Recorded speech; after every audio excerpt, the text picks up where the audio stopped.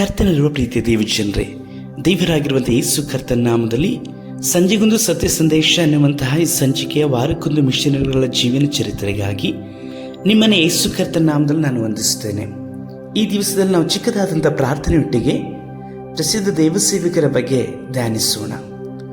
ಭೂಮಿ ಆಕಾಶಗಳನ್ನು ಉಂಟು ಮಾಡಿದಂತಹ ದೇವರೇ, ಅನುದಿನವೂ ನಮ್ಮ ಭಾರವನ್ನು ಹೊರುತ್ತಾ ಇರುವಂಥ ನಿಮ್ಮ ಮಹಾಕೃಪೆಗಾಗಿ ಸ್ತೋತ್ರ.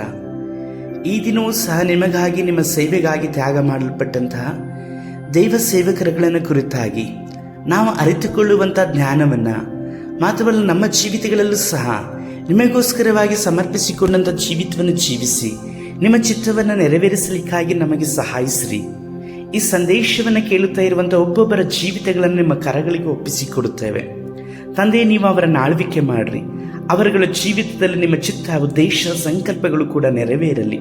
ನಮ್ಮ ರಕ್ಷಕನಾದ ಯೇಸು ಕರ್ತನ ನಾಮದಲ್ಲಿ ತಂದೆಯೇ, ಆಮೇನ್. ಕರ್ತನಲ್ಲಿ ಪ್ರೀತಿಯ ದೇವಜನರೇ, ದೇವರಾಗಿರುವಂಥ ಯೇಸು ಕರ್ತನ ನಾಮದಲ್ಲಿ ಈ ಸಂದೇಶಕ್ಕಾಗಿ ನಿಮ್ಮನ್ನು ಸ್ವಾಗತಿಸುತ್ತೇನೆ. ಮುಖ್ಯವಾಗಿ ಶೀರ್ಷಿಕೆ ಮಾತ್ರವಲ್ಲದೆ ಈ ವ್ಯಕ್ತಿಯ ಫೋಟೋವನ್ನು ನೋಡಿದಂಥ ತಕ್ಷಣದಲ್ಲೇ ನೀವು ಅನೇಕ ಸಮಯದಲ್ಲಿ ಸಾಮಾಜಿಕ ಮಾಧ್ಯಮಗಳಲ್ಲಿ ಇವರನ್ನು ನೋಡಿರಲ್ಪಡ್ತೀರಾ. ವ್ಯತ್ಯಾಸಗಳು ಆದಂತಹ ಸೇವಕರು, ಯಾಕಂದರೆ ಅವರ ಶರೀರದಲ್ಲಿ ಚಲಿಸಲಿಕ್ಕಾಗದೇ ಇರುವಂತಹ ಅನೇಕ ಪರಿಸ್ಥಿತಿಗಳು ಇದೆ. ಅದಾಗಿ ಸಹ ಕರ್ತನಿಗೋಸ್ಕರವಾಗಿ ಎಂದಿಗೂ ಸಹ ಜೀವಿಸ್ತಾ ಇದ್ದಾರೆ. ನಿಕ್ ಉಜಿಸಿಸ್ ಅನ್ನುವಂತಹ ಹೆಸರುಳ್ಳ ಈ ದೈವ ಸೇವಕರು 1982ರಲ್ಲಿ ಆಸ್ಟ್ರೇಲಿಯಾದಲ್ಲಿ ಜನಿಸಿದರು. ವಿಚಿತ್ರವಾದಂತಹ ಟೆಟ್ರಾ ಅಮೇಲಿಯಾ ಅನ್ನುವಂತಹ ಕಾಯಿಲೆಯಿಂದ ಬಳಲ್ಪಡುತ್ತಾ ಇದ್ದರು. ಆ ನಿಮಿತ್ತವಾಗಿ ಇವರ ತೋಳುಗಳು ಮಾತ್ರವಲ್ಲದೆ ಕಾಲುಗಳಿಲ್ಲದಂತೆಯೇ ಇವರು ಜನಿಸಲ್ಪಟ್ಟರು. ತಮ್ಮ 10ನೇ ವಯಸ್ಸಿನಲ್ಲಿ ಬಹಳವಾದಂಥ ಖಿನ್ನತೆ ಮಾತ್ರವಲ್ಲದೆ ಭಯದಿಂದ ಇವರು ಆತ್ಮಹತ್ಯೆಯನ್ನು ಮಾಡಲಿಕ್ಕಾಗಿ ಪ್ರಯತ್ನಿಸಿದರು. ಆದರೆ ಕುಟುಂಬದವರು ಇವರನ್ನು ಯಾವಾಗಲೂ ಆದರಿಸುತ್ತಲೂ ಪ್ರೀತಿಸುತ್ತಲೇ ಇದ್ದರು. ಇವರ ತಂದೆ ಓರ್ವ ದೇವರ ಸೇವಕರಾಗಿದ್ದರು. ಕರ್ತನನ್ನು ಅಪರಿಮಿತವಾಗಿ ಪ್ರೀತಿಸಿ ಸೇವೆಯನ್ನು ಮಾಡುತ್ತಿದ್ದಂತಹ ಸೇವಕರಿಗೆ ಹುಟ್ಟಲ್ಪಟ್ಟಂತಹ ಮಗುವೆ ಈ ನಿಕ್ ಉಜಿಸಿಕ್. ಇವರು ಆ ಸಮಯದಲ್ಲಿ ಆತ್ಮಹತ್ಯೆಯನ್ನು ಮಾಡಿಕೊಳ್ಳಬೇಕೆಂಬುದಾಗಿ ಯೋಚಿಸುತ್ತಿದ್ದ ಸಮಯದಲ್ಲಿ ಇವರನ್ನು ಯಾವಾಗಲೂ ಪ್ರೀತಿಸ್ತಾ ಇದ್ದಂಥ ತಂದೆ ತಾಯಿಗಳು ಇವರಿಗೆ ನಂಬಿಕೆಯ ವಿಷಯವಾಗಿ, ಕರ್ತನಾಗಿರುವಂಥ ಯೇಸು ಕ್ರಿಸ್ತನ ವಿಷಯವಾಗಿ ಸಹ ನಿರಂತರವಾಗಿ ಬೋಧಿಸಲ್ಪಡುತ್ತಲೂ ಸಮಾಧಾನವನ್ನು, ಕರ್ತನಿಂದ ಉಂಟಾದಂಥ ನಿರೀಕ್ಷೆಯ ಮಾತುಗಳನ್ನು ಹೇಳುವಾಗ ಅವರ ಜೀವಿತದಲ್ಲಿ ಆತ್ಮಹತ್ಯದ ಯೋಚನೆಗಳು ಬದಲಾಗಿ ನಾನು ಸಹ ಕರ್ತನಿಗೋಸ್ಕರವಾಗಿ ಜೀವಿಸಬೇಕು ಅನ್ನುವಂತಹ ಹಂಬಲ ಉಂಟಾಯಿತು. ನಿಕ್ರವರ ತಂದೆ ದೈವಸೇವಕರಾಗಿದ್ದರು. ಅವರ ಹೆಸರು ನಿಕ್ ದುಷ್ಕ ಎಂಬುದಾಗಿ ಹೇಳಿ, ಅವರ ತಾಯಿ ಬೋರಿಸ್ ಉಜಿಸಿಕ್ ಎಂಬುದಾದಂತಹ ಹೆಸರುಳ್ಳಂಥವರು. ಇವರ ದಂಪತಿಗೆ ಜನಿಸಲ್ಪಟ್ಟಂತಹ ಮಗುವೆ ನಿಕ್ ಉಜಿಸಿಕ್. ಅವರು ಕೈಕಾಲುಗಳಿಲ್ಲದಂತೆ ಜನಿಸಲ್ಪಟ್ಟಂತಹ ಸಮಯದಲ್ಲಿ ಆದರೂ ಅವರ ಕಾಲುಗಳಲ್ಲಿ 2 ಬೆರಳುಗಳು ಮಾತ್ರವೇ ಇತ್ತು. ಈ ಸಣ್ಣ ಪಾದವುಳ್ಳಂಥ ಬೆರಳುಗಳನ್ನು ಅವರು ಈಗಲೂ ಸಹ ಟೈಪನ್ನು ಉದಾರವಾಗಿ ಮಾತ್ರವಲ್ಲದೆ ವೇಗವಾಗಿ ಬರೆಯಲಿಕ್ಕೋಸ್ಕರವಾಗಿ ಅವರು ಉಪಯೋಗಿಸ್ತಾರೆ. ಆ ಸಣ್ಣ ಪಾದಗಳಲ್ಲೇ ನಡೆಯಲ್ಪಡ್ತಾರೆ. ಪ್ರಾರಂಭದಲ್ಲಿ ಮೊದಲೇ ಹೇಳಿದ ಹಾಗೆ ಹತಾಶರಾಗಿ 10ನೇ ವಯಸ್ಸಿನಲ್ಲಿ ಅವರು ಸ್ನಾನದ ಮನೆಯಲ್ಲಿದ್ದಂತಹ ನೀರಿನ ತೊಟ್ಟಿಯಲ್ಲಿ ಮುಳುಗಿ ಸಾಯಲಿಕ್ಕಾಗಿ ಪ್ರಯತ್ನಿಸಿದರು. ಆದರೆ ಅವರ ತಂದೆ ತಾಯಿಯ ಪ್ರೀತಿ ಅವರು ಹಾಗೆ ಮುಂದುವರಿಯದ ಹಾಗೆ ತಡೆಯಲ್ಪಟ್ಟಿತ್ತು. 17ನೇ ವರ್ಷದಲ್ಲಿ ಅನೇಕ ತಡೆಗಳು ಅವರಿಗೆ ಜೀವಿತದಲ್ಲಿ ಉಂಟಾಗುವುದಾದರೂ ಸಹ ಯೇಸು ಕರ್ತನನ್ನು ಸ್ವಂತ ರಕ್ಷಕನಾಗಿ ಅಂಗೀಕರಿಸಿಕೊಂಡರು. ಮಾತ್ರವಲ್ಲದೆ ಯೇಸು ಕರ್ತನ ಜೀವನ ಆಧಾರಿತ ಸಂಗತಿಗಳು ಪ್ರತಿನಿತ್ಯವೂ ಸಹ ಸತ್ಯವೇದವನ್ನು ಓದುವಂಥದ್ದು, ಕರ್ತನಿಗೆ ಮಹತ್ವವನ್ನು ಕೊಡುವಂತಹ ಜೀವಿತವನ್ನು ಜೀವಿಸಲ್ಪಟ್ಟರು. ಮಾತ್ರವಲ್ಲದೆ ಅದು ಕರ್ತನ ಅಭಿಷೇಕವು ಅವರಲ್ಲಿ ಉಂಟಾಗುವ ಹಾಗೆ ಮಾಡಲ್ಪಟ್ಟಿತು. ಕರ್ತನಿಗೋಸ್ಕರವಾಗಿ ತನ್ನ ಜೀವಿತವನ್ನು ಸಮರ್ಪಿಸಿಕೊಂಡರು.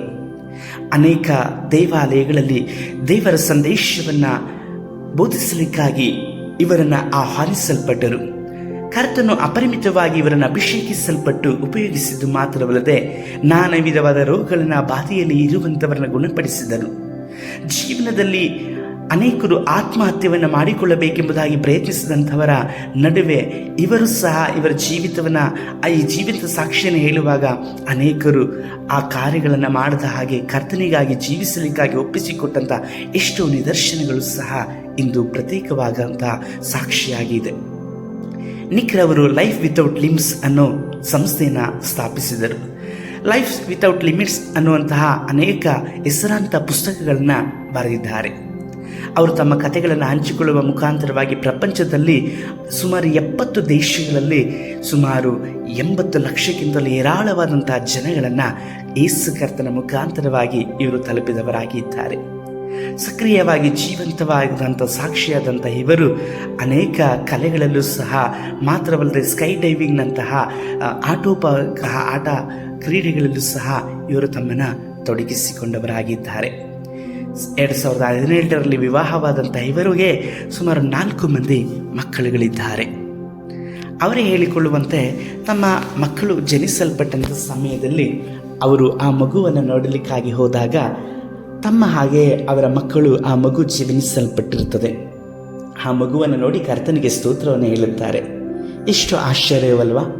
ಕೆಲವೊಂದು ಸಮಯದಲ್ಲಿ ನಮ್ಮ ಹಾಗೆ ನಮ್ಮ ಜೀವಿತದಲ್ಲಿ ಇರುವಂಥ ಕಷ್ಟಗಳು, ನೋವುಗಳು ನಮ್ಮ ಹಾಗೆ ನಮ್ಮ ಮಕ್ಕಳಿಗೆ ಇರಬಾರ್ದು ಎಂಬುದಾಗಿ ಹೇಳಿ ನಾವು ಭಾವಿಸ್ತೇವೆ. ಆದರೆ ನಿಕ್ ಉಜ್ಜಿಸಿಕ್ರವರ ಜೀವಿತದಲ್ಲಿ ಉಂಟಾದಂಥ ಮಗುವು ಅವರ ಹಾಗೆ ಕೈಗಳಿಲ್ಲದಂತೆ ಕಾಲುಗಳಿಲ್ಲದಂತೆ ಅದು ಹುಟ್ಟಿದಂಥ ಸಮಯದಲ್ಲಿ ಆ ಮಗುವನ್ನು ನೋಡಿಯುವುದಾಗಿ ಸಹ ಅವರಿಗೆ ಯಾವ ಭಯವೋ ಆತಂಕವೂ ಇಲ್ಲದಂತೆ ಕರ್ತನಿಗೆ ಸ್ತೋತ್ರಗಳನ್ನು ಸಲ್ಲಿಸ್ತಾರೆ. ಕೆಲವೊಂದು ಸಮಯದಲ್ಲಿ ಕರ್ತನ ನಮಗೆ ಏನನ್ನು ಕೊಡುತ್ತಾರೋ ಅದನ್ನು ನಾವು ಸಂತೋಷವಾಗಿ ಸ್ವೀಕರಿಸುವಾಗಲೇ ನಾವು ಕರ್ತನಿಗೆ ಮಹಿಮೆಯನ್ನು ಸಲ್ಲಿಸುವರಾಗಿ ಇರುತ್ತೇವೆ. ನಿಕ್ರವರು ಕರ್ತನನ್ನು ಕಂಡುಕೊಂಡಂಥದ್ದು ಸಹ ಅತಿಶಯವೇ.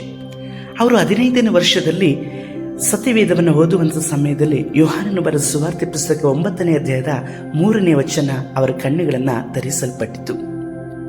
ಅವನ ಸ್ಥಿತಿಯ ನಿಮಿತ್ತವಾಗಿ ಯಾವಾಗಲೂ ಸಹ ಚಿಂತೆಯಲ್ಲಿಯೂ ಮಾತ್ರವಲ್ಲ ಖಿನ್ನತೆಗೆ ಒಳಗಾದಂಥ ನಿಕ್ರವರು ಈ ಯೋಹಾನ ಬರೆದ ಸುವಾರ್ತೆ ಪುಸ್ತಕದ 9ನೇ ಅಧ್ಯಾಯದ 3ನೇ ವಚನದಲ್ಲಿ ಇರುವಂತಹ ಕುರುಡ ವ್ಯಕ್ತಿಯನ್ನು ಕುರಿತಾಗಿ ಓದಲ್ಪಟ್ಟರು. ಅದನ್ನು ಓದುವಂಥ ಸಮಯದಲ್ಲಿ ಹುಟ್ಟು ಕುರುಡನು ಆತನು. ಹುಟ್ಟು ಕುರುಡನ ಆ ಸ್ಥಿತಿಯನ್ನು ನೋಡುವಾಗಲೂ ಯೇಸು ಕರ್ತನು ಅವನನ್ನು ಗುಣಪಡಿಸಿದ್ದು ಮಾತ್ರವಲ್ಲದೆ ಆತನು ಇತರರ ಜನಗಳಿಗೆ ಸಾಕ್ಷಿಯಾಗಿ ಮಾಡಲ್ಪಟ್ಟಂಥ ಕಾರ್ಯಗಳನ್ನು ಓದಿಕೊಳ್ಳುವಾಗ ನಿಕ್ರವರ ಮನಸ್ಸು ಕರ್ತನ ಕಡೆಗೆ ಮನಸ್ಸಾಂತರ ಹೊಂದಿತ್ತು. ಮಾತ್ರವಲ್ಲದೆ ನಾನು ಸಹ ಯೇಸು ಕರ್ತನಿಗೆ ಇದೇ ರೀತಿಯಲ್ಲಿ ಜೀವಿಸಲಿಕ್ಕಾಗಿ ಒಪ್ಪಿಸಿಕೊಡಬೇಕು ಅನ್ನುವಂತಹ ಮನೋಲ್ಲಾಸ ಅವರಲ್ಲಿ ಉಂಟಾಯಿತು. ಹುಟ್ಟು ಕುಂಟನನ್ನ ಕುರುಡನನ್ನ ಕರ್ತನು ಆಶೀರ್ವದಿಸಿ ಆ ಪ್ರಾಂತ್ಯಗಳಲ್ಲಿ ಸಾಕ್ಷಿಯಾಗಿ ಉಪಯೋಗಿಸಿದನು. ನನ್ನನ್ನು ಸಹ ದೇವರಾಗಿರುವಂಥ ಕರ್ತನು ಈ ಸ್ಥಿತಿಯಲ್ಲಿ ಉಂಟು ಮಾಡಿರುವಂಥದ್ದು ಅನೇಕ ಜನಗಳಿಗೆ ಸಾಕ್ಷಿಯಾಗಿ ನಿಲ್ಲಿಸಲಿಕ್ಕೋಸ್ಕರವಾಗಿ, ಯೇಸು ಕರ್ತನನ್ನು ನಾನು ಸಾರಲಿಕ್ಕೋಸ್ಕರವಾಗಿ ಎಂಬುದಾಗಿ ಅವರು ಮನಗೊಂಡಿದ್ದರು. ಆ ಒಂದು ವಚನವೇ ಅವರಿಗೆ ಕರೆಯುವಿಕೆಯಾಯಿತು. ಅದನ್ನು ಸ್ವೀಕರಿಸಿಕೊಂಡಂಥ ಉಜ್ಜಿಸಿಕ್ರವರು ಈಗ ಪ್ರಪಂಚದ ಪ್ರಯಾಣ ಮಾಡುತ್ತಾ ಭರವಸೆಯ ಸಂದೇಶವನ್ನು ಹಂಚಿಕೊಳ್ಳುತ್ತಾರೆ. ದೇವರ ಪ್ರೀತಿ ಸಾಕು ಮತ್ತು ನಿಜವಾದ ಶಕ್ತಿಯು ಮುರಿದು ಹೋದ ನಡುವೆಯೂ ದೈವಿಕ ಯೋಜನೆಯನ್ನು ನಂಬಿಕೆಯಿಂದ ಇಡುವುದರಿಂದ ಬರುತ್ತದೆ ಎಂಬುದಾಗಿ ಹೇಳಿ ಅವರು ಯಾವಾಗಲೂ ಬೋಧನೆಯಲ್ಲಿ ಹೇಳುವಂಥವರಾಗಿ ಇದ್ದಾರೆ. ಇಂದು ಸಹ ನಿಕ್ರವರು ಲೋಕಾದ್ಯಂತ ಅನೇಕ ದೇಶಗಳಲ್ಲಿ ಸಭೆಗಳಲ್ಲಿ ಕರ್ತನ ನಾಮವನ್ನು ಈ ರೀತಿಯಲ್ಲೇ ಹೇಳಿ ಪ್ರಸಂಗಿಸಿ ಮಹಿಮೆಯನ್ನು ತರುವವರಾಗಿ ಇದ್ದಾರೆ. ನಿಕ್ರವರು ಯಾವಾಗಲೂ ಸಹ ದೇವರ ಉದ್ದೇಶಕ್ಕೋಸ್ಕರವಾಗಿ ಬೇಡಿಕೊಳ್ಳುವಂಥದ್ದನ್ನು ಅವರು ತಮ್ಮ ಸಂದೇಶದಲ್ಲಿ ಹೇಳಿಕೊಡುವವರಾಗಿದ್ದಾರೆ. ಅವರು ಯೋಹಾನನ ಬರೆದ ಸುವಾರ್ತೆ ಪುಸ್ತಕದ 9ನೇ ಅಧ್ಯಾಯನ ಓದಿದಾಗ ಯೇಸು ಕರ್ತನು ಒಬ್ಬ ಕುರುಡನಿಗೆ ಕಣ್ಣನ್ನು ಕೊಡುವ ಹಾಗೆಯೂ ಆ ಸಂಗತಿಗಳನ್ನು ಅವರು ತಿಳಿದುಕೊಂಡಂಥ ಸಮಯದಲ್ಲೂ ಸಹ ದೇವರ ಉದ್ದೇಶವನ್ನು ಪ್ರಶ್ನಿಸುವಂಥದ್ದನ್ನು ಅವರು ಮರೆತು ಬಿಡುತ್ತಾರೆ. ಅವನ ಜೀವನವು ದೇವರ ಶಕ್ತಿಯನ್ನು ಪ್ರದರ್ಶಿಸುತ್ತದೆ ಎಂಬುದಾಗಿ ಹೇಳಿ ಆ ಕುರುಡನ ವಿಷಯವಾದಂಥ ಜೀವಿತವನ್ನು ಇವರು ಕರ್ತನು ಬದಲಾಯಿಸುವುದನ್ನು ನೋಡಿ ಆಶ್ಚರ್ಯಕ್ಕೆ ಒಳಗಾಗಿ ತನ್ನನ್ನು ಒಪ್ಪಿಸಿಕೊಟ್ಟರು. ಯಾವಾಗಲೂ ದೇವರ ಪವಾಡಕ್ಕೋಸ್ಕರವಾಗಿ ಕಾಯ್ದುಕೊಳ್ಳುವುದಕ್ಕಿಂತ ಮುಂಚಿತವಾಗಿ ದೇವರನ್ನು ಮಹಿಮೆ ಪಡಿಸುವಂಥದಕ್ಕಾಗಿ ಹೆಚ್ಚು ತಮ್ಮನ್ನು ಒಪ್ಪಿಸಿಕೊಳ್ಳಲಿಕ್ಕಾಗಿ ನಿಕ್ರವರು ಬಯಸಿದರು. ಹಾಗಾಗಿ ಅವರು ಪ್ರಾರ್ಥನೆಯಲ್ಲಿ ಕೆಲವೊಂದು ಸಮಯದಲ್ಲಿ ಹೊಸ ಅಂಗಗಳನ್ನು ಬೇಕು ಎಂಬುದಾಗಿ ಬೇಡಿಕೊಂಡರು. ಆದರೆ ಈ ಸತ್ಯವೇದದ ಈ ವಾಕ್ಯಗಳನ್ನು ಓದುವಾಗ ಅವರ ಕಣ್ಣುಗಳು ತೆರೆಯಲ್ಪಟ್ಟು ಹೊಸ ಅಂಗಗಳು ಬೇಕು ಎಂಬುದಾಗಿ ಬೇಡಿಕೊಳ್ಳುವಂಥದ್ದನ್ನು ನಿಲ್ಲಿಸಿಬಿಟ್ಟರು. ಬದಲಾಗಿ ತನ್ನ ಜೀವಿತವನ್ನೇ ಕರ್ತನಿಗೆ ಸಮರ್ಪಿಸಿಕೊಳ್ಳಬೇಕೆಂಬುದಾಗಿ ಹೇಳಿ ಸಮರ್ಪಿಸಿಕೊಂಡರು. ಪ್ರಾರ್ಥನೆಗೆ ಸಮಯಕ್ಕೆ ಉತ್ತರಿಸದಿದ್ದರೆ ದೇವರು ಏನನ್ನಾದರೂ ಸಹ ಉತ್ತಮವಾಗಿ ಕೊಟ್ಟೇ ಕೊಡುತ್ತಾರೆ ಎಂಬುದಾಗಿ ಹೇಳಿ ಅವರು ಅರ್ಥ ಮಾಡಿಕೊಂಡರು. ಆ ನಿಮಿತ್ತವಾಗಿ ಅವರು ಪ್ರಾರ್ಥಿಸಿದಂಥ ಪ್ರಾರ್ಥನೆಗಳು ಹೀಗೆ ಆಗಬೇಕೆಂಬುದಾಗಿ ಕರ್ತನ ಬಳಿಯಲ್ಲಿ ಕೇಳಿಕೊಳ್ಳುವಂಥದ್ದನ್ನು ಬಿಟ್ಟು, ಕರ್ತನೇ ನಿನ್ನ ಚಿತ್ತವೇನು ಅದೇ ನನ್ನ ಜೀವಿತದಲ್ಲಿ ಆಗಲಿ ಎಂಬುದಾಗಿ ಹೇಳಿ ಬೇಡಿಕೊಂಡರು. ಕೆಲವೊಂದು ಸಮಯದಲ್ಲಿ ತಮ್ಮ ಜೀವಿತದಲ್ಲಿ ಪ್ರಾರ್ಥನೆಗಳು ಆ ಕೋರಿಕೆಗಳು ತಡೆಯಾಗುವುದಾದರೂ ಸಹ ತಾಳ್ಮೆಯಿಂದ ಕರ್ತನ ಉದ್ದೇಶಕ್ಕಾಗಿ ಸಮರ್ಪಿಸಿಕೊಂಡು ಜೀವಿಸುತ್ತಾ ಇದ್ದರು. ಕಾಲುಗಳಿಲ್ಲದೇ ಇರುವಂತಹ ಜೀವನ. 19ನೇ ವಯಸ್ಸಿನಲ್ಲಿ ಅವರು ತನ್ನ ಸೇವೆಯನ್ನು ಪ್ರಾರಂಭಿಸಿದರು. ಅವರು ಈಗ ಭರವಸೆಯನ್ನು ತರಲು ತನ್ನ ಜೀವನ ಚರಿತ್ರೆಯನ್ನು, ತನ್ನ ಸಾಕ್ಷಿಯನ್ನು ಹಂಚಿಕೊಳ್ಳುತ್ತಾರೆ. ಜನರು ದೇವರನ್ನು ನಂಬುವಂತೆ ಪ್ರೋತ್ಸಾಹಿಸುತ್ತಾರೆ.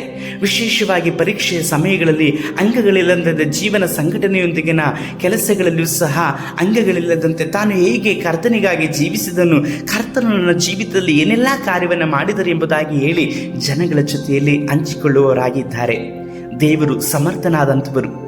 ಅವರು ಅಂಗವಿಕಲರಾಗಿದ್ದರೂ ಸಹ ನನ್ನನ್ನು ವಿಶೇಷವಾಗಿ ಅವರು ಸಮರ್ಥನಾಗಿ ರೂಪಿಸಿದ್ದಾರೆ ಎಂಬುದಾಗಿ ಹೇಳಿ ತಮಾಷೆಯಾಗಿಯೂ ಸಹ ಅವರ ಜೀವಿತದ ಬಗ್ಗೆ ಅನೇಕ ಜನಗಳಿಗೆ ಹಂಚಿಕೊಳ್ಳುತ್ತಾರೆ. ನಿಮಗೆ ಯಾವುದೇ ಶಕ್ತಿ ಇಲ್ಲ ಎಂದು ನೀವು ಭಾವಿಸಿದಾಗ ನೀವು ದೇವರ ಶಕ್ತಿಯನ್ನು ಅವಲಂಬಿಸಬಹುದು ಎಂಬುದಾಗಿ ಹೇಳಿ ಪದೇ ಪದೇ ನಿಗ್ರಹವರು ಹೇಳುವಂತಹ ಸಾಮಾನ್ಯ ಮಾತಾಗಿದೆ. ಹೌದು ಪ್ರಿಯರೇ, ನಿಮ್ಮ ಜೀವಿತದಲ್ಲಿ ಯಾವ ಶಕ್ತಿಯು ನಿಮಗಿಲ್ಲದಿದ್ದರೂ ಒಂದು ಶಕ್ತಿಯಂತೂ ನಿಮ್ಮ ಜೊತೆಯಲ್ಲಿ ಇರುತ್ತದೆ, ಅದು ಯೇಸು ಕರ್ತನು. ಹೌದು, ಯೇಸು ಕರ್ತನು ನಿಮ್ಮ ಜೀವಿತಕ್ಕೆ ಬಲವಾದಂಥ ಶಕ್ತಿಯಾಗಿದ್ದಾರೆ. ನೀವು ಅವರನ್ನು ಆತುಕೊಳ್ಳುವುದಾದರೆ, ನೀವು ಅವರ ಮೇಲೆ ಭರವಸೆ ಇಡುವುದಾದರೆ, ನಿಮ್ಮ ಎಲ್ಲ ಪರಿಸ್ಥಿತಿಗಳಲ್ಲೂ ಸಹ ಕರ್ತನು ನಿಮ್ಮ ಮುಂದಾಗಿ ಹೋಗಿ ನಿಮ್ಮ ಜೀವಿತಗಳನ್ನು ಆಶೀರ್ವದಿಸಿ ನಡೆಸುವವರಾಗಿದ್ದಾರೆ. ನಿಕ್ ಉಜ್ಜಿಸಿಕರವರನ್ನು ಕರ್ತನು ಉಪಯೋಗಿಸಿದ ಹಾಗೆ ನಿಮ್ಮನ್ನು ಉಪಯೋಗಿಸಲಿಕ್ಕೆ ಶಕ್ತರು. ಅವರಿಗೆ ಕೈಗಳಿಲ್ಲ, ಕಾಲುಗಳಿಲ್ಲ, ಆದರೂ ಸಹ ಕರ್ತನಿಗಾಗಿ ಸಾಕ್ಷಿಯಾಗಿ ಜೀವಿಸ್ತಾ ಇದ್ದಾರೆ. ಇಂದು ನೀವು ಸಹ ಸಾಕ್ಷಿಯಾಗಿ ಜೀವಿಸಲಿಕ್ಕೆ ಸಾಧ್ಯ. ಎಲ್ಲವನ್ನೂ ಕೊಟ್ಟಂಥ ಕರ್ತನಿಗೆ ನೀವು ಏನನ್ನು ಕೊಡಲಿಕ್ಕೆ ಬಯಸ್ತೀರಿ ಆಲೋಚನೆ ಮಾಡಿರಿ. ಸಮೀಪ ದಿನಗಳಲ್ಲಿ ನಿಕ್ ಉಜ್ಜಿಸಿಕರವರಿಗೆ ಕ್ಯಾನ್ಸರ್ ವ್ಯಾಧಿ ಇದೆ ಎಂಬುದಾದಂತಹ ಸುದ್ದಿ ತಿಳಿಯಿತು. ಅವರಿಗಾಗಿ ಅವರ ಆರೋಗ್ಯಕ್ಕೋಸ್ಕರವಾಗಿ ಸಹ ಪ್ರಾರ್ಥಿಸಿಕೊಳ್ಳ್ರಿ. ಅವರು ನಿರಂತರವಾಗಿ ಕರ್ತನಿಗೆ ಸಾಕ್ಷಿಯಾಗಿ ಇರುತ್ತಾರೆಂಬುದಾಗಿ ಹೇಳಿ ನಾನು ನಂಬುತ್ತೇನೆ. ನಿಮ್ಮ ಪ್ರಾರ್ಥನೆಗಳಲ್ಲಿ ಅವರ ನೆನಪಿಸಿಕೊಳ್ಳ್ರಿ, ಅವರ ಕುಟುಂಬವನ್ನು ನೆನಪಿಸಿಕೊಳ್ಳ್ರಿ. ಇಂದಿಗೂ ಸಹ ಅವರು ಜೀವಂತವಾಗಿ ಅನೇಕ ಜನಗಳಿಗೆ ಸುವಾರ್ತೆಯನ್ನು ಸಾರಲಿಕ್ಕೂ ಸೇವೆಯನ್ನು ಮಾಡಲಿಕ್ಕೂ ಕರ್ತನು ಅನುಗ್ರಹಿಸಿಕೊಡುವ ಹಾಗೆ ಅವರ ಜೀವಿತದ ದಿನಗಳನ್ನು ಕರ್ತನ ಹೆಚ್ಚಿಸುವ ಹಾಗೆ ಪ್ರಾರ್ಥಿಸಿಕೊಳ್ಳ್ರಿ. ಕರ್ತ ನಿಮ್ಮನ್ನು ಆಶೀರ್ವಾದ ಮಾಡಲಿ. ಶುಭ ಸಂಜೆ. ಕರ್ತನಲ್ಲಿರುವ ಪ್ರೀತಿ ದೇವಜನರೇ, ಈ ದಿವಸವೂ ಸಹ ನೀವು ಈ ಒಂದು ಸಂದೇಶದ ಮುಖಾಂತರವಾಗಿ ಸಂತೋಷವುಳ್ಳವರಾಗಿದ್ದೀರಿ ಎಂಬುದಾಗಿ ನಾನು ನಂಬುತ್ತೇನೆ. ಈ ಸಂದೇಶ ನಿಮಗೆ ಪ್ರಯೋಜನಕರವಾಗಿರುವುದಾದರೆ ಮತ್ತೊಬ್ಬರಿಗೆ ಈ ಸಂದೇಶವನ್ನು ಕಳುಹಿಸಿಕೊಡ್ರಿ. ಮಾತ್ರವಲ್ಲದೆ ನಿಮಗೆ ಯಾವುದೇ ಪ್ರಾರ್ಥನಾ ಮನವಿಗಳಿರುವುದಾದರೂ ನಮ್ಮೊಡನೆ ಹಂಚಿಕೊಳ್ಳ್ರಿ. ನಾವು ನಿಮಗೋಸ್ಕರವಾಗಿ ಪ್ರಾರ್ಥಿಸಲಿಕ್ಕಾಗಿ ಸಂತೋಷವೂ ಆಸಕ್ತಿ ಉಳ್ಳವರಾಗಿದ್ದೇವೆ. ನಿಮಗೆ ಸಮಯ ಇರುವುದಾದರೆ ನಮಗೋಸ್ಕರವಾಗಿ ಪ್ರಾರ್ಥನೆ ಮಾಡಿರಿ. ನಿಮ್ಮನ್ನು ದೇವರ ಸಂದೇಶದ ಮುಖಾಂತರವಾಗಿ ತಲುಪುವ ಹಾಗೆಯೂ ಕರ್ತನ ನಮ್ಮನ್ನು ನಂಬಿಕೊಟ್ಟಂಥ ಸೇವೆಯನ್ನು ಮಾಡಲಿಕ್ಕಾಗಿಯೂ ಬೇಕಾದಂಥ ಎಲ್ಲ ಅಗತ್ಯತೆಗಳ ಅವಶ್ಯಕತೆಗಳು ಒದಗಿಸಿಕೊಡುವ ಹಾಗೆ ಪ್ರಾರ್ಥನೆ ಮಾಡಿರಿ. ಕರ್ತನು ನಿಮ್ಮನ್ನು ಆಶೀರ್ವಾದ ಮಾಡಲಿ. ದೇವರ ಬರೋಣ ತಡವಾಗುವುದಾದರೆ ಮತ್ತೊಂದು ದಿನದಲ್ಲಿ ನಾವು ಸಂಜೆಗೊಂದು ಸತ್ಯ ಸಂದೇಶ ಅನ್ನುವಂಥ ಸಂಚಿಕೆಯಲ್ಲಿ ಕೂಡಿ ಬರೋಣ. ಅಲ್ಲಿವರೆಗೂ ಕರ್ತನು ನಿಮ್ಮನ್ನು ಆಶೀರ್ವಾದ ಮಾಡಲಿ. ಶುಭ ಸಂಜೆ.